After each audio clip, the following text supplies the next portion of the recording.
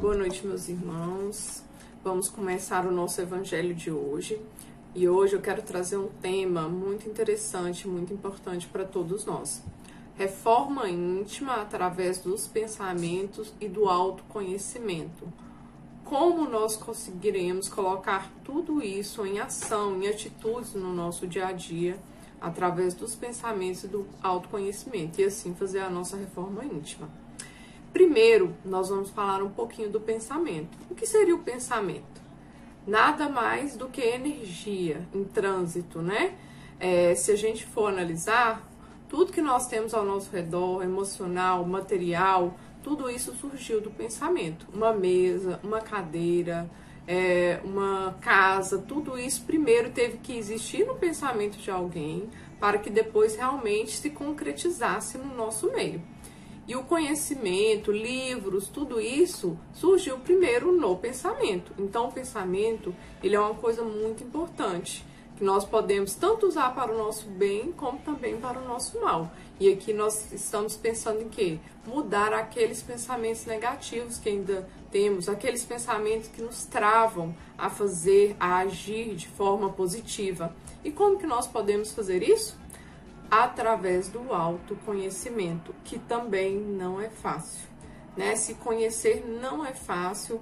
E por que eu trouxe esse se conhecer hoje? Porque nós estamos vivendo um momento muito delicado, precisamos às vezes ficar em casa, que precisamos estar com nossa família. Então se conhecer é muito importante para ter essa convivência harmônica, tanto na nossa família como na sociedade. É um momento que também devemos pensar no próximo.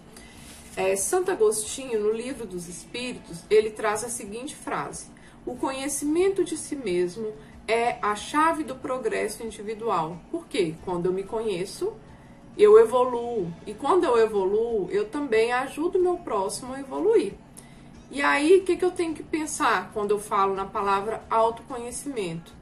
Eu tenho que pensar e colocar em papel, às vezes, todas as minhas virtudes, que é o que? Os meus talentos. Nossa irmã Abigail deu uma palestra muito interessante na terça-feira passada, né? Falando sobre os nossos talentos, as nossas virtudes, que muitas vezes nem isso nós conhecemos em nós.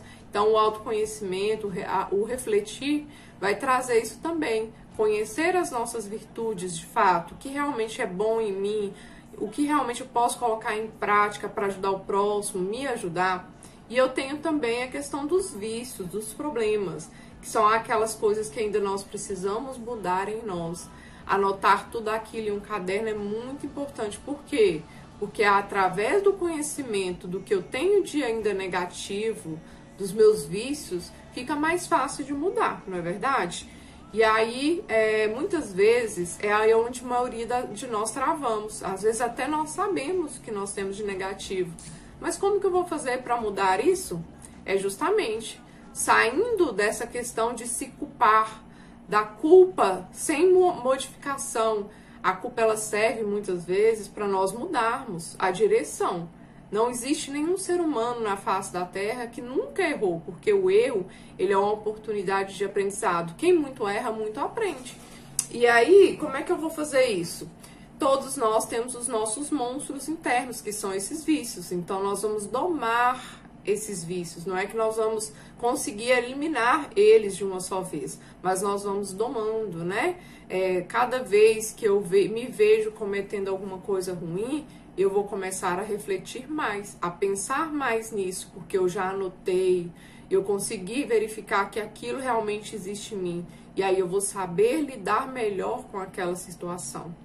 E aí é que entra também, como que eu vou saber que eu tenho aquilo? Muitas vezes é dentro da família, dentro do contato com o próximo, é que eu vou conseguir identificar esses meus vícios, né? E aí a hora que eu identifico isso em mim, fica mais fácil estar auxiliando o meu próximo. Por quê? Porque eu consigo não julgar o meu próximo, porque eu sei que ele tem defeitos assim como eu. Eu consigo não ficar apontando o dedo, sabendo que também eu tenho os meus problemas.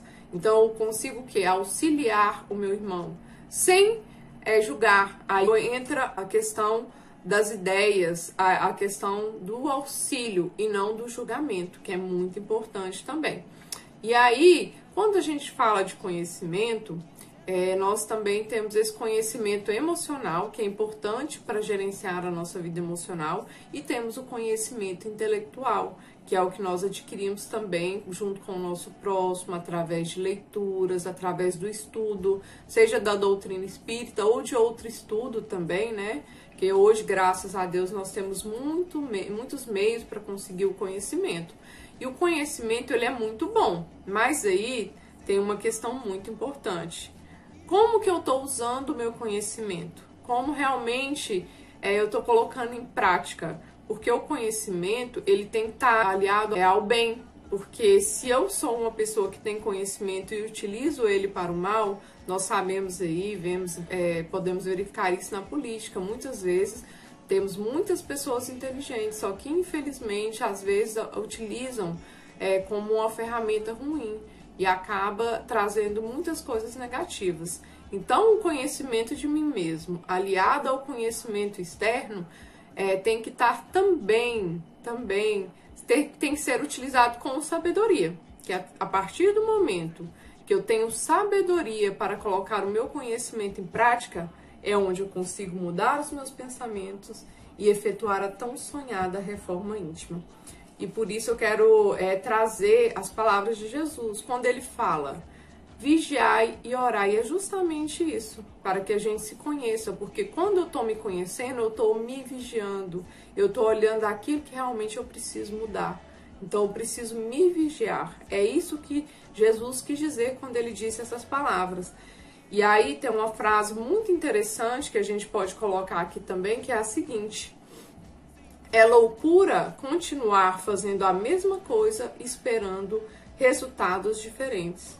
Nós queremos que a nossa vida mude, nós queremos que as coisas melhorem, mas nós fazemos as mesmas coisas e colocamos a culpa no nosso próximo. Então, o que precisa é o quê? De nós mudarmos a nós mesmos, porque as atitudes, os resultados diferentes só virão com a nossa mudança. Nós devemos ter isso dentro de nós e não esperar isso de alguém, né? E aí eu vou contar uma historinha bem interessante que eu achei, que faz todo sentido para a gente fechar esse momento que nós estamos tendo. Conta-se que um sábio foi procurado por dois rapazes, né? E ele queria trazer um ensinamento muito importante sobre a sabedoria, que é o quê? Como nós usamos o nosso conhecimento, como eu já disse aqui. E ele queria passar como que a sabedoria deve ser usada. Aí o sábio fez o seguinte: vou dar a vocês dois, né, para os dois rapazes, uma grande tarefa. Amanhã bem cedo, vocês coloquem dentro dos sapatos de vocês 20 grãos de feijão, 10 grãos em cada pé, e venham até mim.